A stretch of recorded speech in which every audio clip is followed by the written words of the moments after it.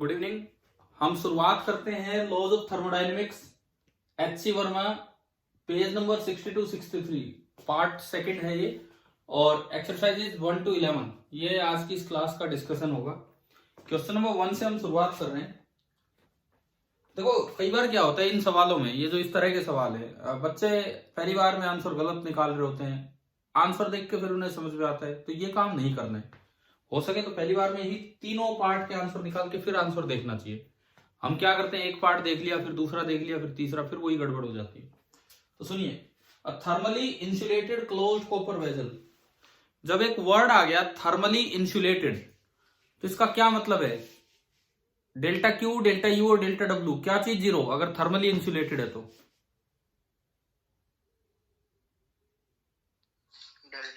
Delta Q. तो हमें बड़े ध्यान से आगे बढ़ना चाहिए। जैसे हम पहला सवाल स्टार्ट कर रहे हैं, थर्मली इंसुलेटेड बोलते ही दिख जाना चाहिए कि डेल्टा क्यू कितना है, जीरो। पहली चीज तो ये। इसके बाद मैं आगे चलूं। Close copper vessel contains water at 15 degree Celsius. जो इनिशियल टेम्परेचर है theta, theta initial that is 15 degree Celsius, ये हमें दिया गया है। ठीक है।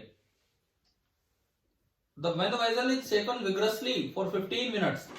देखो, आप एक बर्तन में पानी है और आप उसको जोर से शेकिंग कर रहे हैं, उसको हिला रहे हैं बर्तन को, तो उसमें ये लिखता है कि उसका टेम्परेचर राइज होके हो गया 17 डिग्री सेल्सियस 15 मिनट में। मतलब आपको ये बताया गया है कि अगले 15 मिनट में आपने जो थीटा फाइनल कर दिया, थीटा फाइनल जो आपने किया वो हो गया 17 डिग्री सेल्सियस, इतना हो गया। ठीक है। The mass of vessel is 100 gram and that of water is 200 ग्राम। मास आपको दिया है वेसल का तो 100 ग्राम, जो कॉपर का पीस है, and mass of H2O that is 200 ग्राम। ये जानकारियां हमें दे रखी हैं। ठीक है जी। दोनों की स्पेसिफिक हीट भी दे दी, कॉपर की 420 एंड वाटर की 4200। स्पेसिफिक हीट को मैं S से लिख लूं, S फॉर कॉपर 420 जूल पर kilogram kelvin, and S for H2O water के लिए 4200 जूल पर किलोग्राम केल्विन। ये तो जो जानकारियां हमें दे रखी हैं सवाल में, वो हम बोर्ड पे लिख रहे हैं अभी।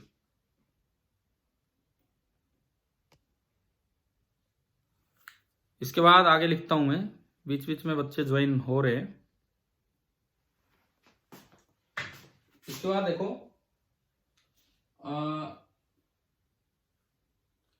ए part, how much heat is transfer to the liquid vessel system. इस लिक्विड वेसल सिस्टम को कितनी हीट मिली है? तो आपने ऊपर एक वर्ड पढ़ा थर्मली इंसुलेटेड, तो क्या आप उसको कोई हीट दे सकते हो क्या? बताओ। तो क्या यहीं से हमें ए पार्ट का आंसर मिल गया कि नहीं? एक बार ये बताओ, कितने बच्चों को ये पार्ट समझ आ गया?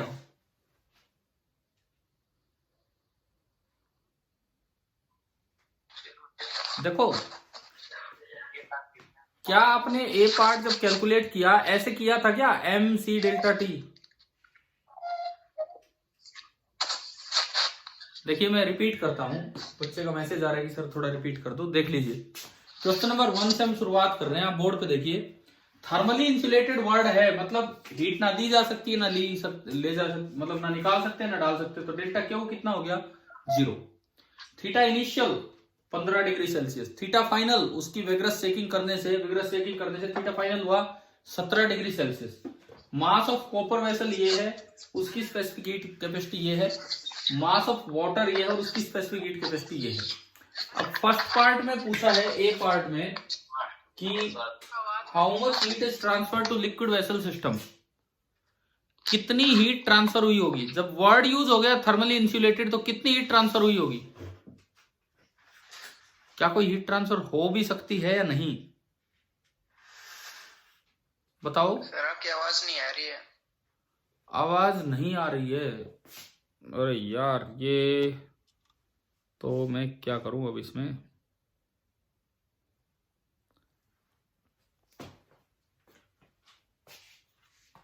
चलिए कुछ भी सुनाई दे रहा है कि नहीं जो मैं बोल रहा हूँ? हाँ जी, कुछ भी सुनाई दे रहा है कि नहीं जो मैं बोल रहा हूँ वो?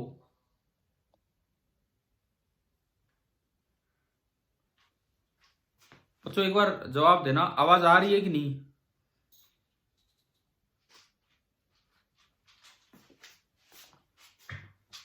तो यहां से मुझे ये बताना था कि थर्मली इंसुलेटेड वेसल है तो कितनी एनर्जी आप सप्लाई करेंगे। तो एनर्जी तो हम हीट एनर्जी तो हम दे ही नहीं सकते हैं, तो डेल्टा क्यू आपका हो गया है 0।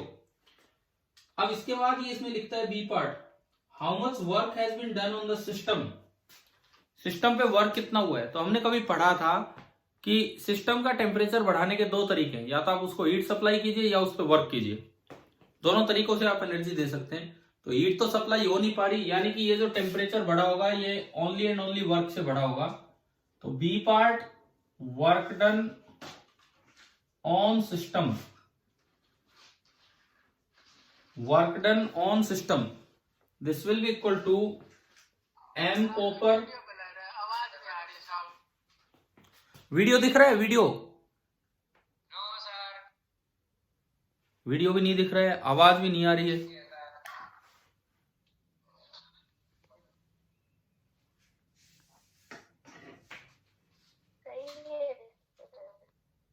किसी को भी नहीं दिख रहा क्या? नहीं दिख रहा।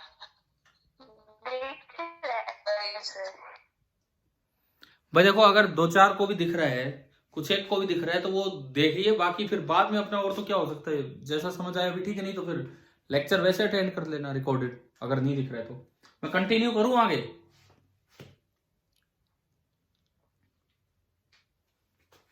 चलिए मैं कंटिन्यू करता हूं। देखिए B part, work done on the system.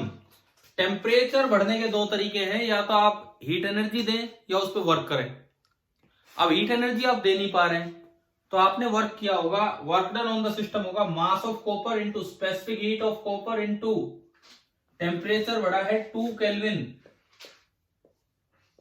Plus mass of water into specific heat of water और इंटू इसका भी टेम्परेचर बढ़ा है 2 केल्विन।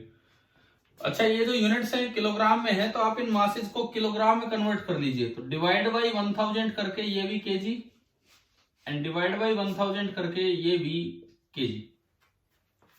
अब देखो मैं इसमें वैल्यूज पुट करूं, मास of copper 0.1, density of copper 482, 482 into 0.1 होगा 42, 42 इंटू 2 तो ये तो बना 84 जूल, ये आपका बना 84 जूल।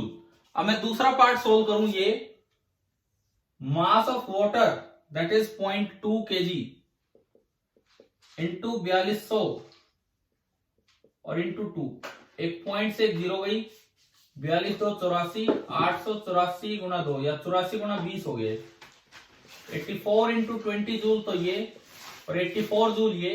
तो जब आप दोनों को ऐड करोगे, जब आप इन दोनों को ऐड करोगे 84 कॉमन आ गया और 20 प्लस 1 21, तो वर्क डन आ रहा है 84 इंटू 21 जूल। बताओ एक बार ये समझ आया कि नहीं आया? 84 इंटू 21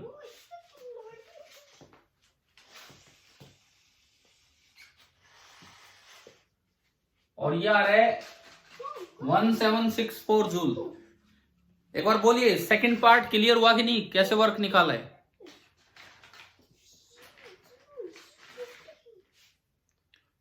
किसी जो भी बच्चा सुन पा रहा है वो जवाब दे। ये विग्रस चेकिंग करने से वर्क कैसे निकालते, क्या ये समझ आ गया? किसी भी कंटेनर, ठीक है। देखो ये दिमाग में रखो, एक दिन कभी जब Joule's mechanical equivalent of heat पढ़ाया तब बताया था कि टेम्परेचर बढ़ाने के दो तरीके, एनर्जी देने के दो तरीके, या तो आप हीट दीजिए जो पहले कैलोरी में ही काउंट होती थी, आप वर्क कीजिए जो पहले जूल में ही काउंट होता था, और वहां से वो बनाया था। तो उस तरह का ये सवाल है। तो ये इसका हो गया बी पार्ट। सी पार्ट, अब मैं आपसे ये पूछना चाहूंगा, हो सकता है आप में से बहुत से बच्चों ने ए पार्ट में ये सोल्व किया हो, कैसा हुआ था बताओ एक बार, क्या ऐसा हुआ था ए पार्ट में ये सोल्व कर लिया फिर आंसर देखा फिर ये? चलो कोई नहीं, अभी हम चलते हैं सी पार्ट पे। हाँ तो ये ध्यान रखो, कभी भी थर्मली इंसुलेटेड वेसल आ जाए मतलब हीट तो सप्लाई हो ही नहीं सकती है। अब हम चलते हैं सी पार्ट पे। How much is the increase in internal energy of the system. तो मैं डेल्टा क्यू निकाल चुका, डेल्टा डब्ल्यू निकाल चुका। अब बताओ अब क्या करें, कौन सा क्या यूज करें हम? इंक्रीज इन इंटरनल एनर्जी निकालने के लिए अब क्या यूज करें? First law of float, first law of thermodynamics. अब फ्लोट हमें कहता है first law of thermodynamics, delta Q is equal to delta U plus delta W. Delta Q तो आपका है 0, डेल्टा यू आपको निकालना है, डेल्टा डब्ल्यू बोलिए कितना लिखें? डेल्टा डब्ल्यू कितना लिखें? 1764। ना, ये तो work done on the system है, और हमारे फर्स्ट लॉ में हम क्या यूज करते हैं? Work done by the system. तो अगर ऑन द सिस्टम इतना है तो बाय द सिस्टम कितना होगा?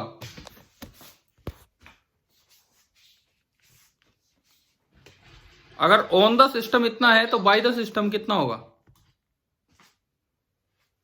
इसका नेगेटिव, ठीक है। तो यहां पे यूज होगा -1764 जूल। समझ आया कि नहीं आया ये पॉइंट?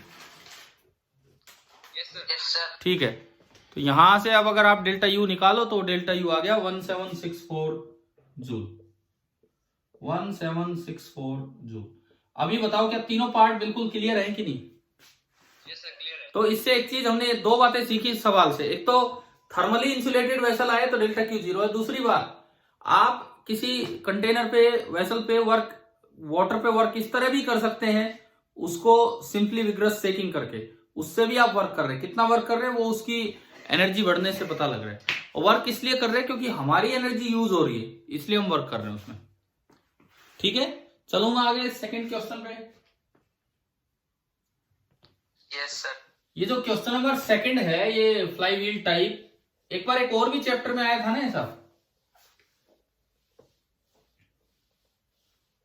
किया था ना पहले भी कभी ऐसा, इस तरह का डायग्राम सोल्व। देखिए, figure shows a paddle wheel coupled to a mass of 12 kg। दूसरे सवाल पे मैं हूं। Figure shows a paddle wheel coupled to a mass of 12 kg through fixed frictionless pulleys. Frictionless pulley का मतलब है कि टोटल एनर्जी कंजर्व रहनी है। मैकेनिकल एनर्जी को आप यहां पे कंजर्वेशन लगा सकते हैं। देखते हैं अब। The paddle is immersed in a liquid of heat capacity 4200 joule per kelvin, kept in an adiabatic container. अब ये बताओ, एडियाबैटिक कंटेनर वर्ड आ गया, इससे क्या पता लग रहा है? हाँ भाई, एडियाबैटिक कंटेनर वर्ड आ गया, इससे क्या पता लग रहा है? बोलो। Delta Q, delta U, delta W, क्या चीज 0? बोलिए। अरे आज फर्स्ट लॉ के 3 स्पेशल केस पढ़ाए थे आपको स्कूल में। बोलो भाई।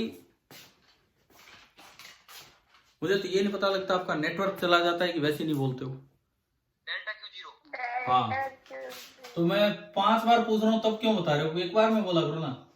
एडियाबैटिक वर्ड अगर आ जाए सवाल में, अब देखो ये फर्स्ट लॉ की प्रैक्टिस है इन सवालों के थ्रू, तो आपको समझना होगा, चीजें सीखनी होंगी। यहां से चीजें सीखनी, क्या चीजें, इस तरह की चीजें याद करनी होंगी कि भाई ये आए तो हमें ये यूज करना, आगे फिर सवाल पढ़ेंगे। थर्मली इंसुलेटेड आया तो डेल्टा क्यू 0, एडियाबैटिक कंटेनर आया तो डेल्टा क्यू 0। ठीक है, आगे बढ़ते हैं। और लिक्विड की हीट कैपेसिटी दी है 4200 जूल पर केल्विन, यानी कि heat capacity, mass into specific heat capacity, वो आपको दे दी 4200 जूल पर केल्विन। ये जानकारी हमें दी है। अच्छा, इसके बाद consider a time interval in which the 12 kg block falls slowly through 70 centimetre. ये कह रहे हैं कि जो 12 kg का ब्लॉक है वो धीरे धीरे नीचे आ रहा है, और कितना नीचे आया? 70 सेंटीमीटर, यानी कि 0.7 मीटर। तो जब वर्ड यूज किया गया है स्लोली, अगर ये धीरे धीरे नीचे आ रहा है तो इसका मतलब change in kinetic energy zero है, उसकी काइनेटिक एनर्जी नहीं बढ़ी, लेकिन पोटेंशियल एनर्जी में तो लॉस हो गया, loss in GP mgh 12 into 0.7, ये 12 ही है, ये पॉइंट की तरह दिखता है, 12 इंटू 0.7, ये तो h हो गया, g 10 और 0.7, 84 जूल का लॉस तो ग्रेविटेशनल पोटेंशियल एनर्जी में हुआ, काइनेटिक एनर्जी में कोई चेंज ही नहीं हुआ। तो क्या ये समझ आ रहा है कि मैं ये लिख सकता हूं loss in mechanical energy is 84 joule. हाँ भी बोलिए, क्या ये पॉइंट क्लियर है? Loss in mechanical energy is 84 joule. Yes sir. ठीक है, अब इसके बाद देखो A part, how much heat is given to the liquid, liquid को आपने कितनी हीट दी है, कितनी हीट देने का क्या मतलब है, क्या पूछना चाह रहा है? लिक्विड को आपने कितनी हीट दी है, बताओ ये क्या पूछना चाह रहा है इसमें, बोलो। क्या इसका आंसर हमारे सीधे वर्ड्स में आ लिया है कि नहीं, ऊपर ही एडियाबैटिक आ गया तो डेल्टा क्यू जीरो है, तो ए पार्ट का आंसर तो डायरेक्ट ही आ रहा है कि हमने कोई हीट सप्लाई नहीं की लिक्विड को, बिल्कुल भी हीट एनर्जी नहीं दी, यानी कि डेल्टा क्या हो तो आपका कितना हो गया, zero. Second part, B part, how much work is done on the liquid, liquid पे आपने कितना वर्क किया है, ये कैसे बताएं हम, लिक्विड पे कितना वर्क कर दिया, ये वही विग्रस सेकिंग ही है। पिछली बार आप उसे वैसे विग्रस सेकिंग कर रहे थे, इस बार आपने व्हील लगा के और व्हील को घुमा रखा है, उससे लिक्विड को इधर उधर कर दिया है, समझ आ रहा है ये? Yes sir. ठीक है, तो अब देखो ये कैसे हम निकालें, जो इसने पूछा है work has been done on this system, इसके लिए आप ये चीज यूज कर सकते हैं। हमने जब कभी हीट एंड टेम्परेचर चैप्टर के ऑब्जेक्टिव किए थे तो उसमें यह पढ़ा था कि एक होती है टोटल एनर्जी, जिसका मतलब होता है mechanical energy plus internal energy,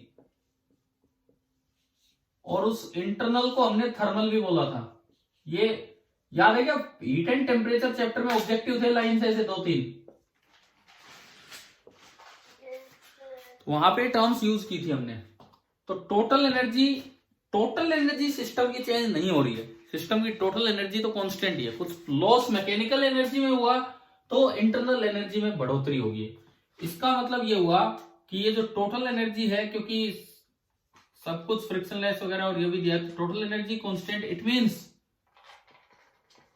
loss in mechanical energy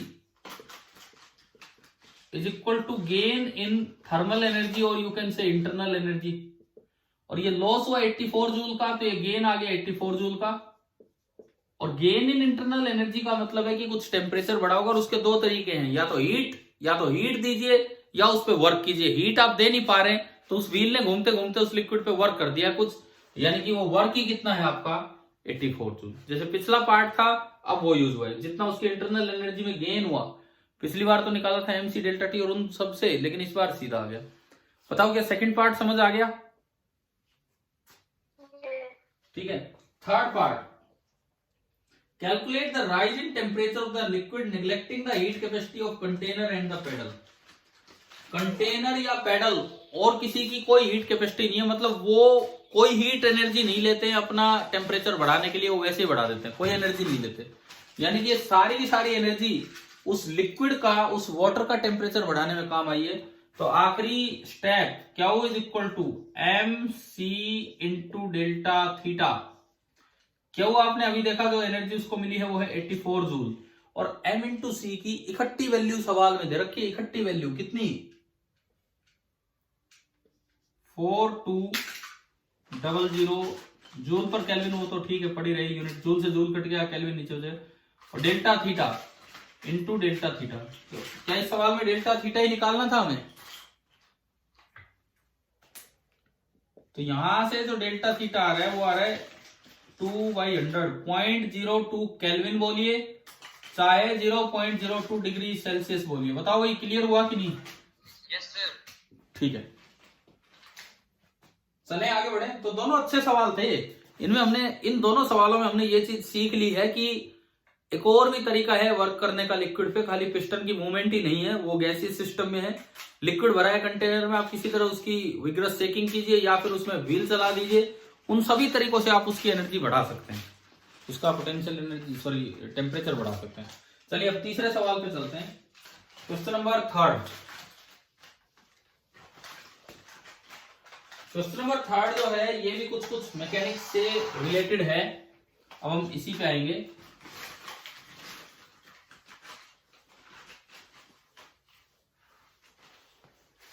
अरे भाई साहब सो जा थोड़ी देर जाके, तो क्या करेगा और खेलेगा, वो खेल ले। Question number 3।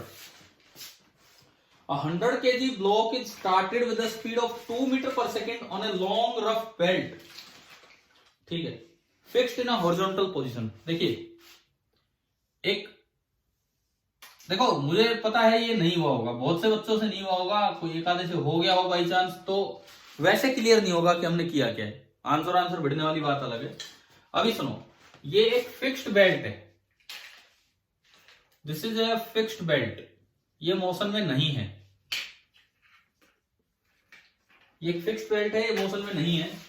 100 kg ब्लॉक इस पे स्टार्ट किया 2 मीटर पर सेकंड की स्पीड से। यहां ये एक 100 kg का ब्लॉक है और इसको आगे की तरफ इनिशियल स्पीड दे दी 2 मीटर पर सेकंड, ये दी है। On a long rough belt fixed, ठीक है। Coefficient of friction between the block and the belt is 0.2। यहां जो म्यू है वो है 0.2, ये भी आपको दिया है, ठीक है। और उसके बाद आगे calculate the change in internal energy of the block belt system as the blocks come to a stop. देखो सबसे पहली बात, थोड़ा काइनेमेटिक्स का यूज करें। ये ब्लॉक रुकेगा, ये थोड़ी देर में ये ब्लॉक रुकेगा, तो पहले हम एक दो चीजें निकालें फिर आएंगे अपने सवाल पे। ब्लॉक पे फोर्स कितना लग रहा है, ब्लॉक कितनी देर में रुकेगा, ब्लॉक कितनी डिस्प्लेसमेंट के बाद रुकेगा, ये 2-3 चीजें हम निकालें। सबसे पहले तो आप इसका फ्री बॉडी डायग्राम बनाओ। ये ब्लॉक का मास है m, तो इस पे एक तो नीचे लगेगा mg, ऊपर लग रहा होगा नॉर्मल रिएक्शन, वर्टिकली कोई मोशन नहीं है तो n बराबर mg होगा, ठीक है। अब उसकी वजह से जैसे आगे चलेगा तो वो पीछे की तरफ एक काइनेटिक फ्रिक्शन लगेगा Fk, और Fk होगा mu k into mg। Fk आपका ये होगा, म्यू के है 0.2 इंटू m इंटू जी है 10, तो ये आया 2m, फ्रिक्शन आ गया 2m। क्या मास दिया है क्या इसका? मास बिल्कुल दे रखा है 100 kg, तो ये आपका आया 2 इंटू m 100, मतलब 200 न्यूटन का फोर्स आ गया। पहला सवाल ये बताओ, अगर ब्लॉक पे फ्रिक्शन 200 न्यूटन पीछे लगा है तो बेल्ट पे फ्रिक्शन कितना और किधर लगा होगा?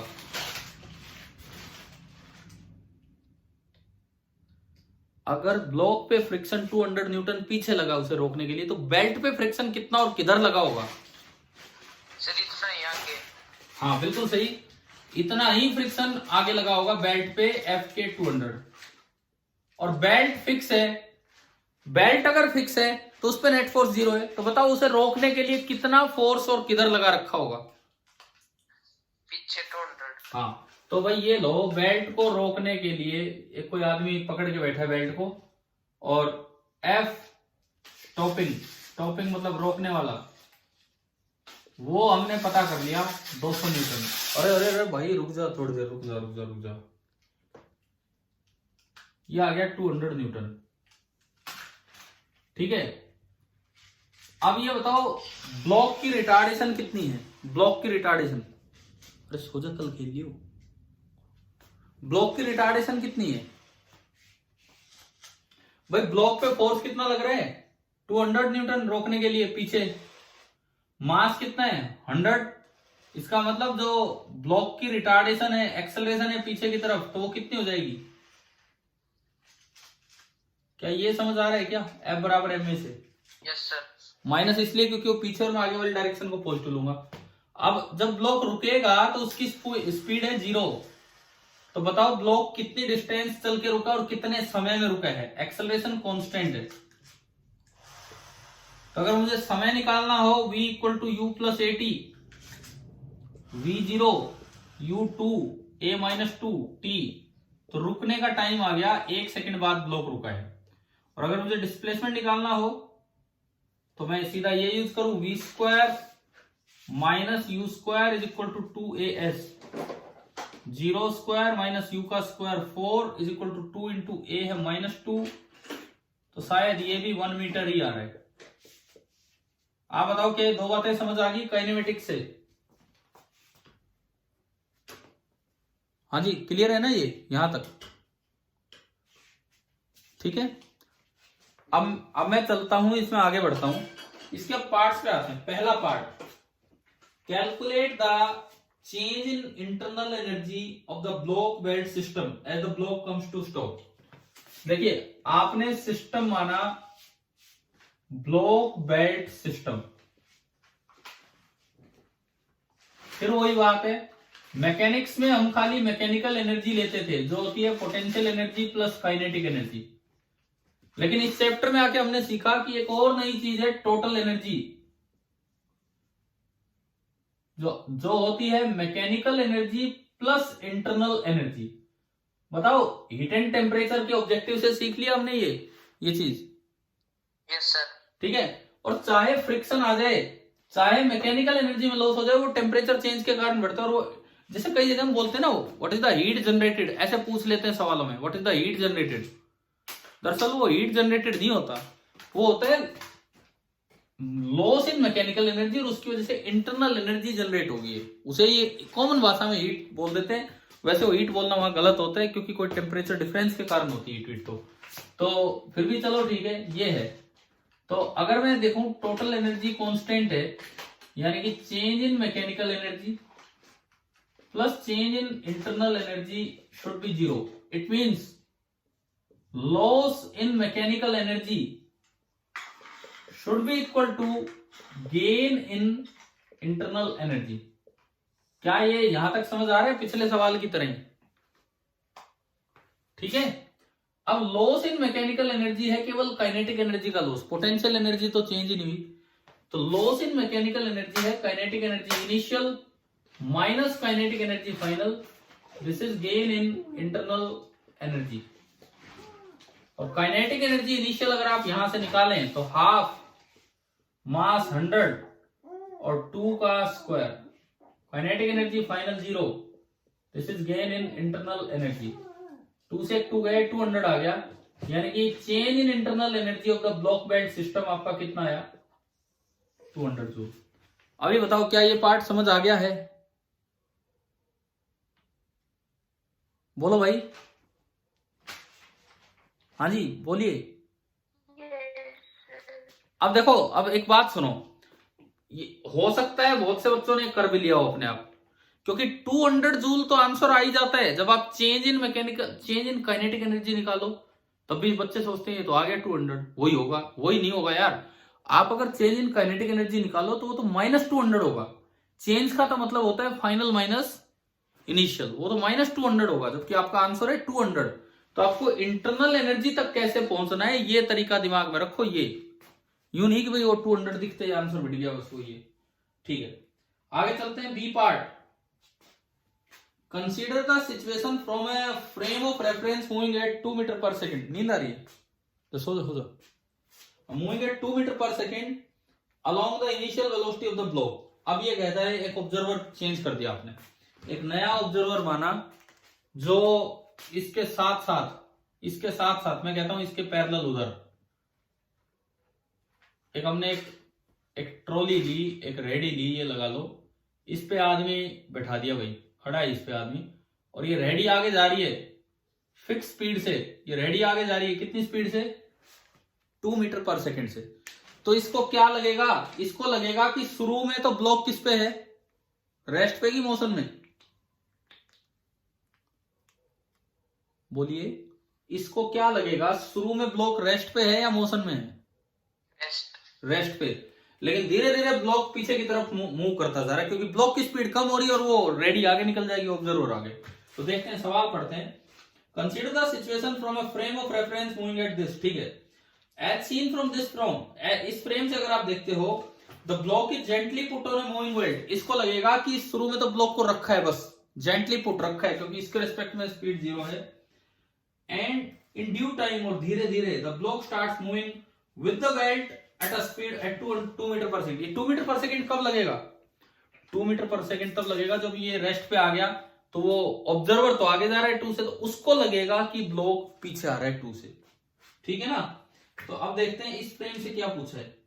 Calculate the increase in kinetic energy of the block as it stop slipping past the belt. तो ये कह रहा है इस फ्रेम में इंक्रीज इन काइनेटिक एनर्जी कितना है। यहां तो डिक्रीज इन काइनेटिक एनर्जी हो रहा था ग्राउंड के फ्रेम में, अब इस ऑब्जर्वर के फ्रेम में increase in kinetic energy of block. तो सबसे पहली बात, इस ऑब्जर्वर के फ्रेम में काइनेटिक एनर्जी इनिशियल कितना है ब्लॉक का? इस ऑब्जर्वर के लिए ब्लॉक शुरू में रेस्ट पे था, तो काइनेटिक एनर्जी इनिशियल कितनी होगी?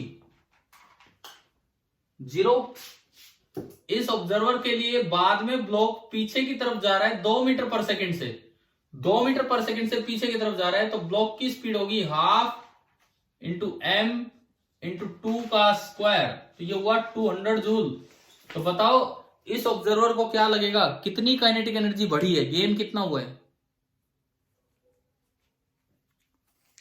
हाँ जी बोलिए, हाँ दिख गया ना ये बी पार्ट, ठीक है। C part, find the work done in this frame by the external force holding the belt. कहां है external force holding the belt, वो कहां है?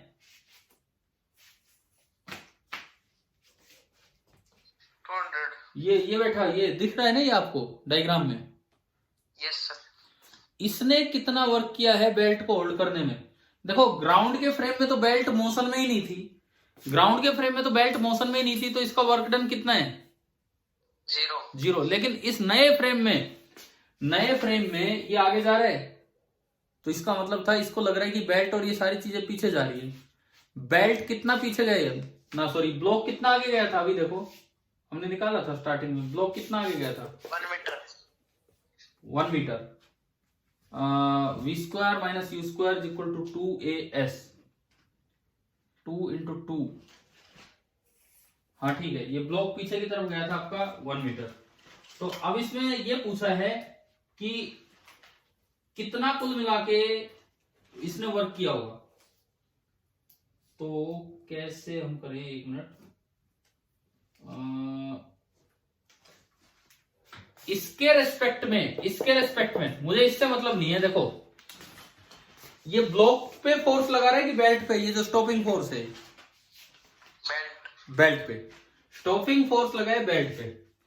इस आदमी को देखो, ऑब्जर्वर भाई जा रहा है, आ जाओ जी, आ जाओ इधर जल्दी। ये लेके कहां जा रहे हैं? बोल भी ले जाओ अपने, सो जियो, जा दूंगा रहा हूं थोड़ी देर, ठीक है।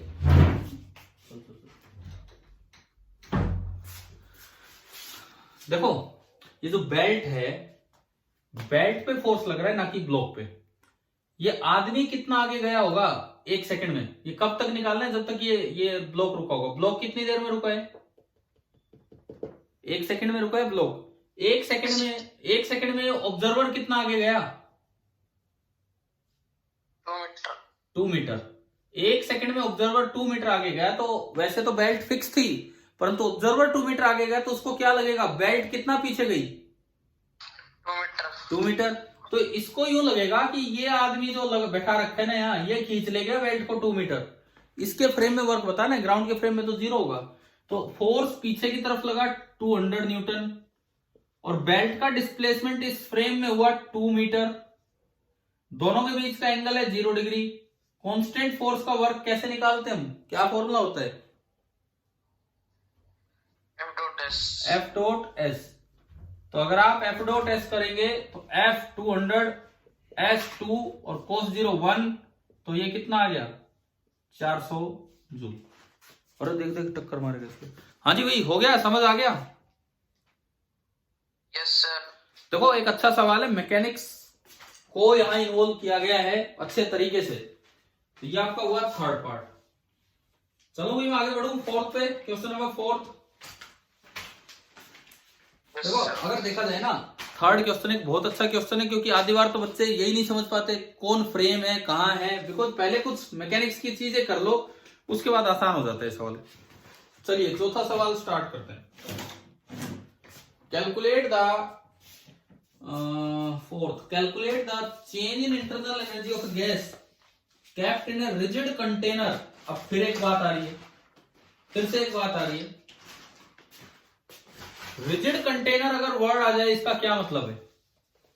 Volume constant. हाँ, वॉल्यूम कांस्टेंट है तो क्या पिस्टन मूव कर पाएगा? No sir.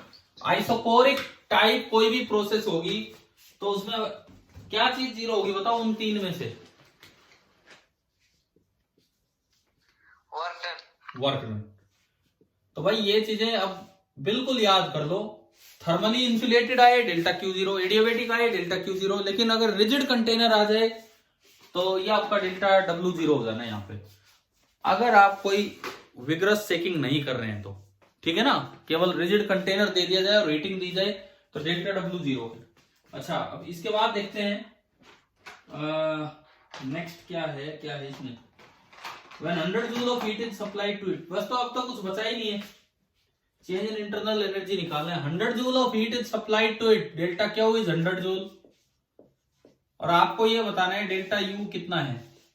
तो हमारे पास तो बड़ा सीधा फर्स्ट लॉ ऑफ थर्मोडायनेमिक्स है, delta Q is equal to delta U plus delta W. Delta W rigid होने के कारण जीरो, ये 100, तो यहां से तो मेरा आंसर ही आ गया, डेल्टा यू 100 जूल है। और बताओ टेम्परेचर बढ़ा हुआ होगा कि कम हुआ होगा, बढ़ेगा या कम होगा? बढ़ेगा, क्योंकि एनर्जी बढ़ी है, इंटरनल एनर्जी। पहले जो तीन सवाल है ना, तीनों अच्छे हैं, मैकेनिक्स का अच्छा खासा यूज है। आगे थोड़े थर्मोडायनेमिक्स टाइप क्वेश्चंस हैं इसमें। हो गया ना ये तीसरा, चौथा भी ठीक है। क्वेश्चन नंबर फिफ्थ, पांचवा देखते हैं।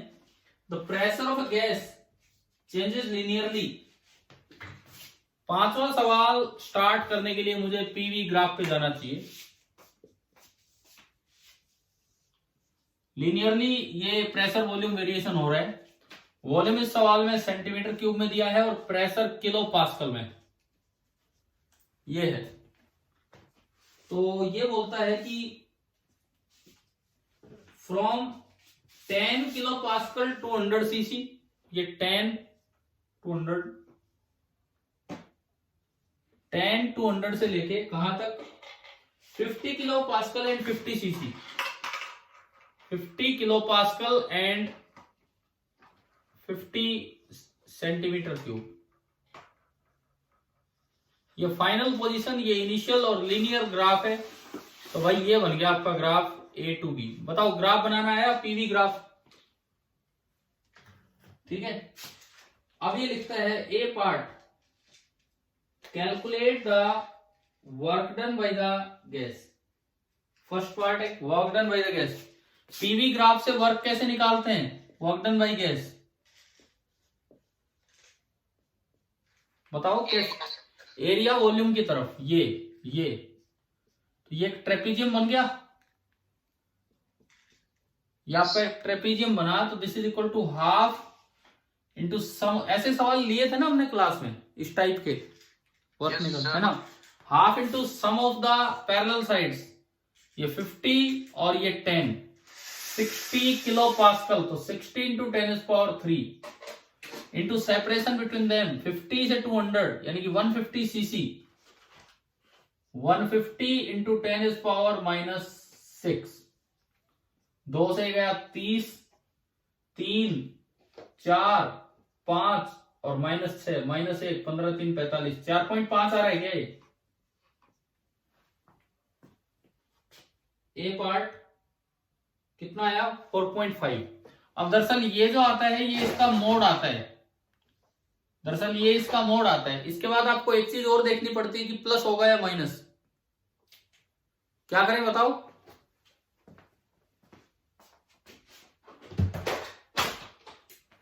कैसे देखते हैं प्लस या माइनस? अरे बोलो, ये तो वर्क का मोड आता है, वर्क में भी प्लस 4.5 माइनस 4.5, कैसे देखते हैं हम? एरो से सर। तो यहां एक्सपेंशन हो रहा है कि कंप्रेशन हो रहा है गैस का? कंप्रेशन। कंप्रेशन हो रहा है, तो जो वर्क डन बाई गैस है, अगर मैं मॉडुलस हटाऊं तो वो बनेगा आपका माइनस 4.5 जूल, माइनस 4.5 जूल। अब इसके बाद सेकेंड पार्ट, फिफ्थ का, if no heat is supplied और एक्सट्रैक्टेड फ्रॉम द गैस, अगर कोई हीट सप्लाई एक्सट्रैक्ट नहीं की तो डेल्टा क्यू है 0। What is the change in internal energy of the gas? फिर से आपका सीधा first law of thermodynamics, delta Q is equal to delta U plus delta W. Delta Q 0 हो गया, डेल्टा यू आपको निकालना है और work done by the gas है ये, तो चेंज इन इंटरनल एनर्जी आ गया 4.5 जूल। बताओ क्लियर है ना? ठीक है। अब ये बताओ, इसका भी टेम्परेचर बढ़ा है कि कम हुआ है या सेम है? इंक्रीज हुआ है क्योंकि डेल्टा यू पॉजिटिव। चलिए हम अगले सवाल पे चलते हैं, सवाल नंबर 7, ये 6 पे, क्वेश्चन नंबर 6।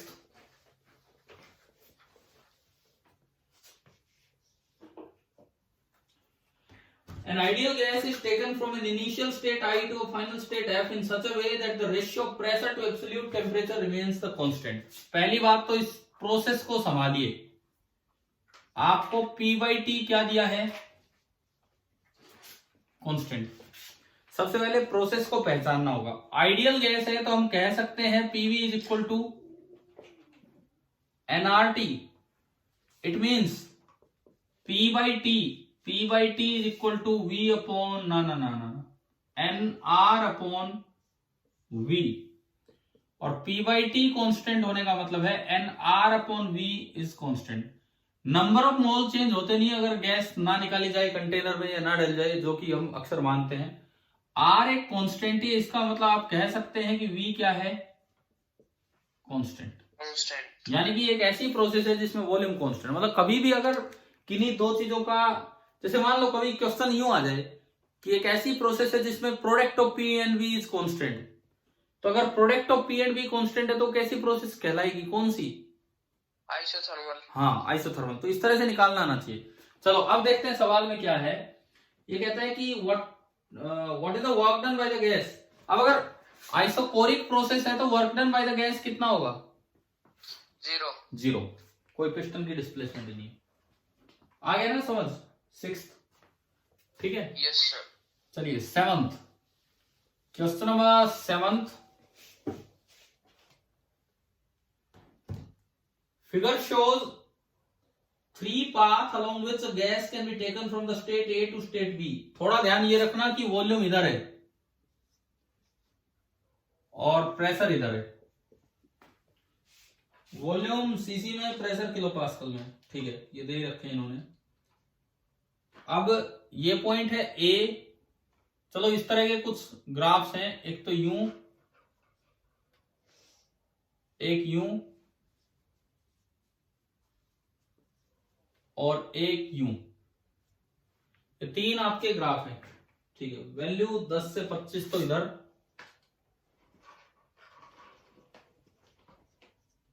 और इधर किलो पास्कल में 10 से 30।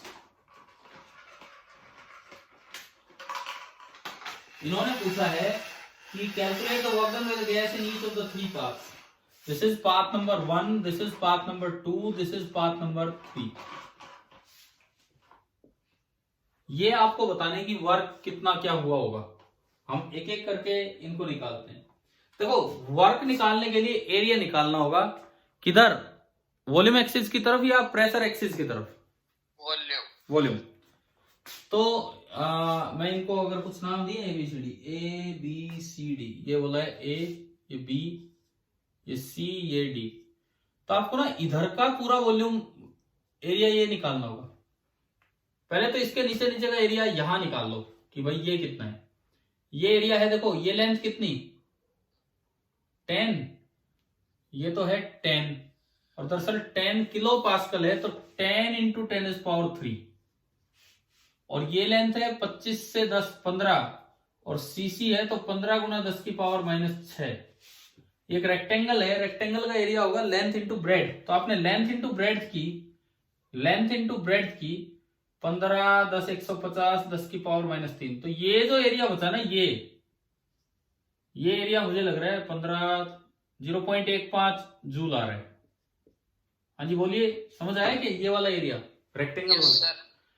अब आओ, ये मैं डॉट डॉट डॉट दिखा रहा हूं, ये एरिया, ये एक ट्राइंगल है, ट्राइंगल का एरिया हाफ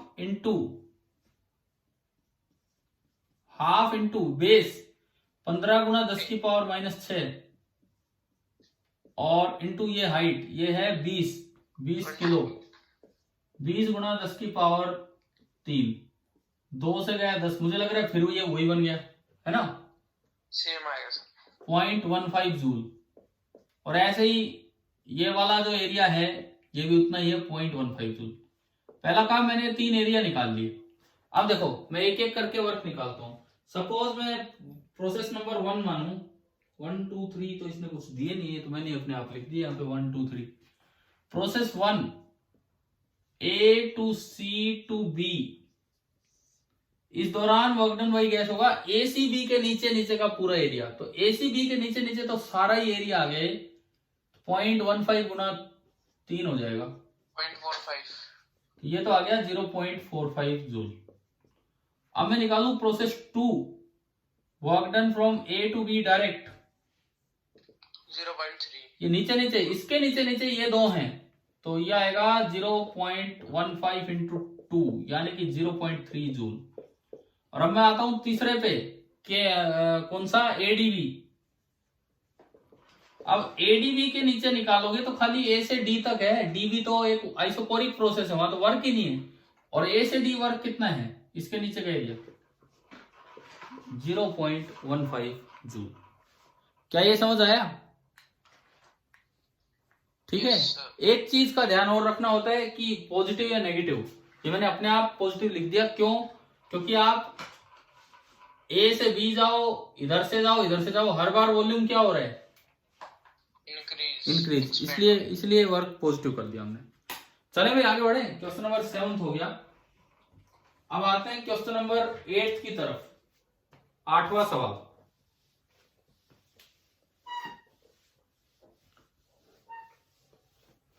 देखिए, when a system is taken through the process ABC shown in the figure, 80 joule of heat is absorbed by the system and 30 joule of work is done on it. ABC again एक इसी तरह का काम, ये P लेकिन इस side है V।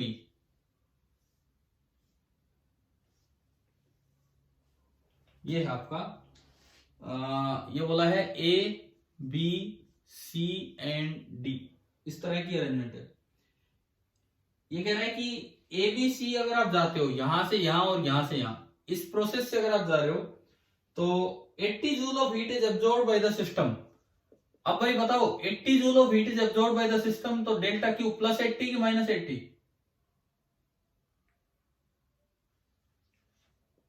बोलो, अगर सिस्टम ने इतनी हीट एनर्जी ली है तो डेल्टा क्यू पॉजिटिव होगा, अगर सिस्टम से निकाली जाती तो डेल्टा क्यू क्या होता, नेगेटिव। ठीक है, और देखते हैं आगे। And 30 joule of work is done by it मतलब डेल्टा डब्ल्यू भी पॉजिटिव है। पहले तो ये जानकारी दी है। अब पूछता है if the system does 10 joule of work during the process ADC। अब आप ADC पे आ पाओ, ADC if the system does 10 joule of work, यानी कि इस प्रोसेस में डेल्टा डब्ल्यू +10 है, तो how much heat flows into it during the process. How much heat flows into it मतलब डेल्टा क्यू आपको निकालना है। देखिए पोटेंशियल एनर्जी ये जो इंटरनल एनर्जी है it is a state function. आप A से C चाहे किधर से भी जाओ, डेल्टा U यहां भी लिखा जाएगा UC माइनस UA, और डेल्टा U यहां भी लिखा जाएगा क्या, UC माइनस UA। क्या ये पॉइंट समझ आ रहा है? इंटरनल एनर्जी में चेंज आपके पाथ पे डिपेंड नहीं करता है, वो एक स्टेट फंक्शन है, केवल स्टेट्स पे डिपेंड करता है। क्लियर है ना ये बात? Yes sir. तो पहले यहां से डेल्टा यू निकाल लो फर्स्ट लॉ लगा के। 50 हाँ, डेल्टा क्यू है 80 बराबर डेल्टा यू प्लस 30, तो डेल्टा यू आ गया 50 जूल। अब ये का ये डेल्टा यू यहां यूज कर लो, ये तो आपने फिर से फर्स्ट लॉ लगाया, delta Q is equal to delta U plus delta W. Delta Q हमें निकालना है इस बार, डेल्टा यू 50 और डेल्टा डब्ल्यू 10, तो आंसर आपका क्या बना? 60। मतलब ये क्वेश्चन एक ही चीज पे बेस्ड है कि potential sorry internal energy is a state function, बस पाथ पे डिपेंडेंट नहीं है वो। चलिए क्वेश्चन नंबर 9 पे आ जाइए, सवाल नंबर 9। ये इसमें लिखता है 50 calorie of heat should be supplied to take a system from the state A to state B through the path A C B. 50 calorie की बात कर रहा है और ये पास्कल और सीसी में जा रहे हैं। देखिए, तो एक चीज तो पहले आप ये सुनिए, आपको कभी भी अप्रोक्सीमेट कैलकुलेशंस करनी हो तो आप एक चीज दिमाग में रखिए कि 1 calorie is nearly equal to, अगर आप ज्यादा कॉम्प्लिकेशंस में नहीं जाना चाहते, आसान कैलकुलेशन रखना चाहते हैं, तो 1 calorie is nearly equal to 4 joule. ये बात दिमाग में रखो। अब देखो इसमें ये कहता है कि एक डायग्राम आपको दिया है, ये P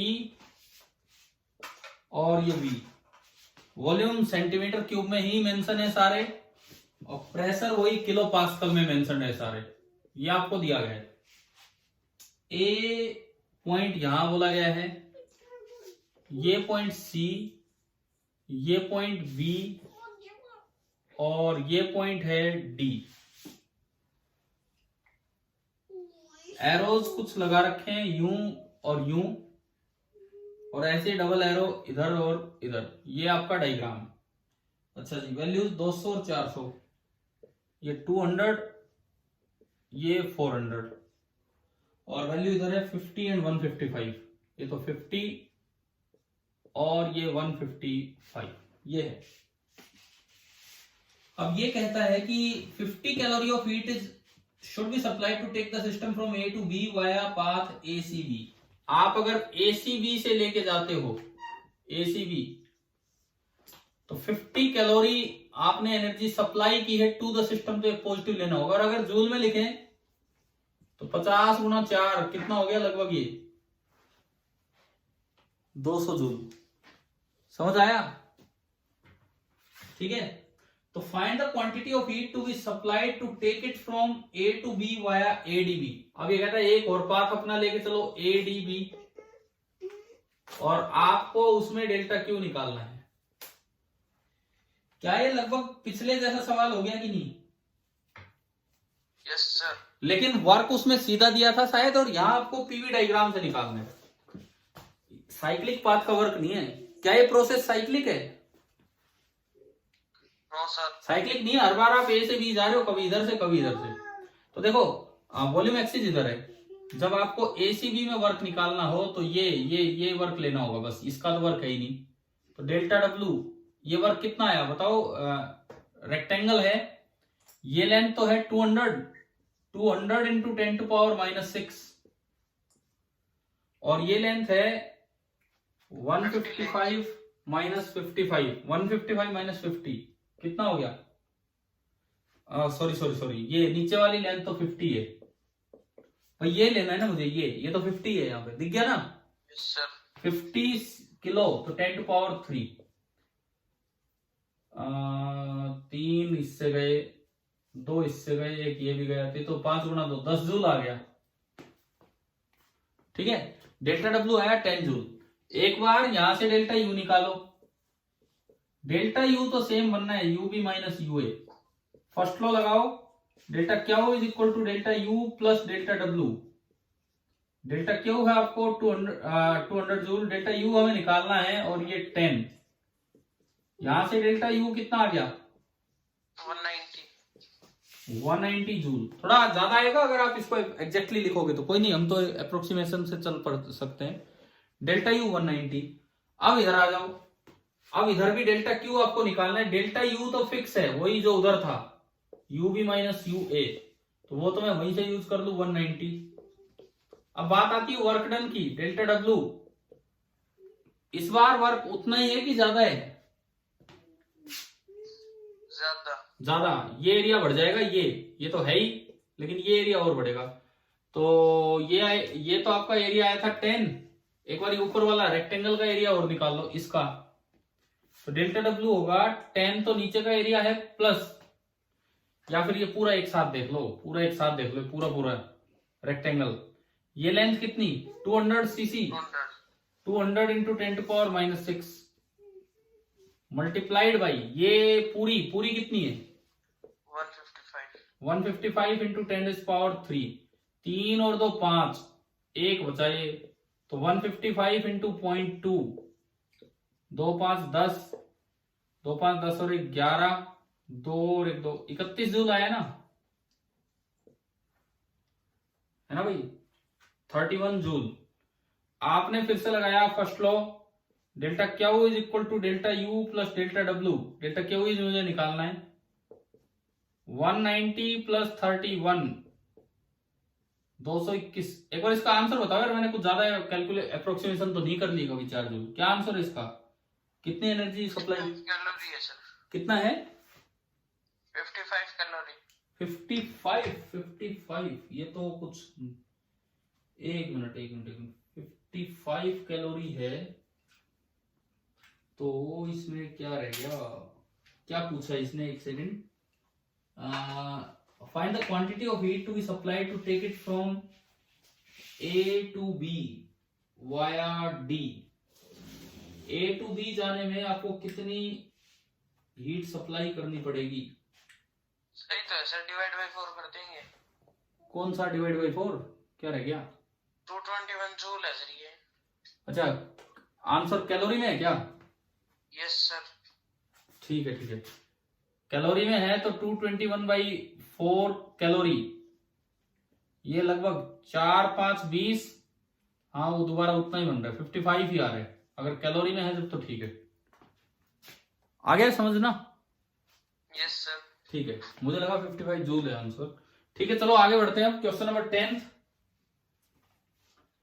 calculate the heat absorbed by a system in going through the cyclic process as shown in the figure. अब देखो, आप लोगों को मैंने उस दिन बताया था कि ये ऐसे मत रटना कि क्लॉकवाइज है तो ये है, एंटी क्लॉकवाइज है तो ये, बताया था ना उस दिन।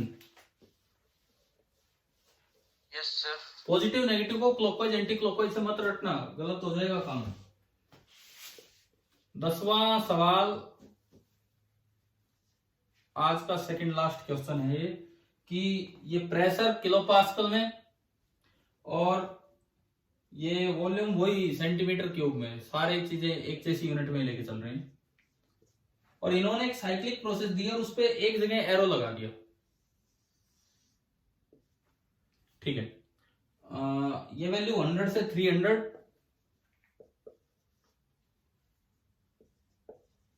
और ये वैल्यू है, ये भी 100 से 300। शेप कैसी बोली है इसकी? शेप क्या दी है इसकी? कि सवाल में कोई शेप लिखी हुई है? सर्कल दे रखी है सर। सर्कल दे रखी है, लेकिन वो सर्कल हो नहीं सकता है। आप उसको क्या मानेंगे? क्योंकि ये कभी भी इसके दोनों साइड रेडियस बराबर हो नहीं सकते। कारण क्या है? ये जो रेडियस है ये कहने को 200 का आधा 100, but this is 100 kilo pascal. और ये जो रेडियस है ये कहने को तो इस 200 का आधा है, लेकिन ये 200 सेंटीमीटर क्यूब है, तो दिस इज 200 का आधा मतलब 100 सीसी। समझ आ रहा है क्या? ये सर्कल होते ही नहीं है, कहने को सर्कल होते हैं, इलिप्स होते हैं। ठीक है, यूनिट अलग होने की वजह से। तो आप बताओ इसका एरिया एनक्लोज्ड कितना होगा इलिप्स का? क्या फॉर्मूला था एरिया? हाँ, पाई R1 R2, शायद ये कॉन्सेप्ट, ये पॉइंट भी हमने वहां क्लास में क्लियर किया था आपको, है ना। Yes sir. तो पाई इंटू R1 कोई भी है 100 cc, 100 इंटू 10⁻⁻6 और R2 100 इंटू 10⁻3। तो भाई ये तो 6, 3 2 5 और एक और गया, तो 10 पाई आ गया। 10 पाई एरिया जूल में आएगा एरिया, 10 पाई जूल। 10 पाई को अगर आप पाई को 3.14 लिखें तो ये 31.4 जूल आया। अब बात करते हैं वर्क डन, तो यही होगा, साइक्लिक प्रोसेस है। अब पॉजिटिव नेगेटिव की बात कर लेते हैं। ये क्लॉकवाइज एंटी क्लॉकवाइज नहीं, यूं एरो लगा है तो जाते टाइम ये है और आते टाइम ये है। तो बताओ, जाते टाइम तो ये वाला वर्क है, जाते टाइम वॉल्यूम एक्सपेंड हो रहा है कि कंप्रेस हो रहा है, क्या हो रहा है? एक्सपेंड हो रहा है, तो ये वाला वर्क तो है पॉजिटिव, और आते टाइम कंप्रेशन हो रहा है तो ये पूरा वर्क होगा नेगेटिव। तो ज्यादा वर्क नेगेटिव है कि पॉजिटिव? नेगेटिव। तो नेट वर्क क्या आएगा? ये जो 31.4 आया है ये नेगेटिव। देखो ये जो यहां से आता है ये तो वर्क का मोड आता है, लेकिन फिर हमने अपनी थोड़ी सी कॉमन सेंस लगाई तो वहां से वर्क बना -31.4 जूल। एक पार्ट हो गया। आगे दूसरे पार्ट पे हम चले। कैलकुलेट द, ना एक पार्ट नहीं, अभी तो जो पूछा वो किया ही नहीं। Calculate the heat absorb by the system. Heat absorb by the system बताना है। Heat absorb by the system कितनी है, मतलब डेल्टा क्यू। तो देखो डेल्टा यू 0, क्यों? क्योंकि प्रोसेस कैसी है? साइक्लिक। डेल्टा डब्ल्यू आपका आया -31.4 जूल। आप अगर फर्स्ट लॉ ऑफ थर्मोडाइनमिक्स लगाते हैं तो delta Q is equal to delta U plus ये, तो ये तो माइनस में ही आ गया। माइनस का मतलब है कि असल में हीट एब्जॉर्ब नहीं की है, असल में इस सिस्टम ने हीट एक्सट्रैक्ट की है, इस सिस्टम से हीट निकाली गई है। तो अगर ये पूछता है कि heat extracted from the system कितनी है, क्या पूछा है इसने? Calculate the heat absorb bye a system in going through a cyclic process. Answer क्या दिया इसका, पॉजिटिव कि नेगेटिव? पॉजिटिव। पॉजिटिव तो कैसे हो सकता है, heat absorbed bye the system पूछा है। जो ये देखो डेल्टा क्यू हमारा नेगेटिव आ रहा है कि पॉजिटिव? नेगेटिव। इसका मतलब इतनी हीट दरअसल इससे निकली है। यहां heat absorb by the system 31.4 नहीं देना चाहिए, heat extracted out from the system है 31.4। ठीक है, समझ आ गया है ना? Yes sir. ठीक है, चलिए आगे बढ़ते हैं। Question number 11। अगर हीट एब्जॉर्ब पूछे तो वो माइनस के साथ देना चाहिए, वैसे साइन कन्वेंशन का यूज करते हुए। एक बार यूं चेक कर लो कि आपने हमारे प्लस माइनस तो सही लिए है ना। ये एरो इसमें ऐसे दिया है। हाँ जी हाँ जी हाँ जी, बोलो। बस 5 मिनट और एक सवाल बचा है। देखिए ये वाला वर्क कम है, ठीक है, ये वाला वर्क ज्यादा है, ये कंप्रेशन ठीक है भाई। ये इसमें थोड़ा करेक्शन कर लेना, heat absorb by the system नहीं, heat extracted from the system आएगा इसमें। ठीक है, आखिरी सवाल। A gas is taken through a cyclic process ABCA as shown in the figure this. If 2.4 calorie of heat is given in the process, what is the value of J? J का मतलब है mechanical equivalent of heat. अगर बोल रहे हो कि ये क्या पूछ रहे हैं तो इसमें लिख लेना कि ये मैकेनिकल इक्विवेलेंट ऑफ हीट पूछ रहे हैं। यहां पे मैकेनिकल इक्विवेलेंट ऑफ हीट ये पूछा है इसने। ये मैं आपको बता दूं कि मैकेनिकल इक्विवेलेंट ऑफ हीट क्या था। एक रिलेशन था पीछे स्टार्टिंग में, बिल्कुल स्टार्टिंग में हमने पढ़ा था, W बराबर J इंटू एच। अगर H amount of heat in calorie उतना ही काम कर रहे जितना ये W वर्क ने किया टेम्परेचर बढ़ाने का इन जूल, तो J की वैल्यू थी W बाई H जूल पर कैलोरी, जिसकी वैल्यू 4.2 के आसपास आती थी। याद है क्या, ये ध्यान आ गया थोड़ा? Yes sir. तो अब वो निकालना है। तो देखते हैं इसमें, ये कहता है gas is taken through cyclic process ABCA as shown in the figure. Cyclic process है ABCA, वापिस वही ले आए। इस साइड वॉल्यूम है, इधर प्रेशर है और इधर वॉल्यूम है। वॉल्यूम वही सीसी में दिया है और प्रेशर किलो पास्कल में। ठीक है, ABCA 100 से 200, ये A, ये B, ये 100 है, ये 200 है। ठीक है, और C इससे ऊपर है। ये A, ये B, ये C और ये U प्रोसेस हो रही है। और जो वॉल्यूम आपको दे रखे हैं 500 और 700, ये 500 एंड ये 700। ठीक है जी।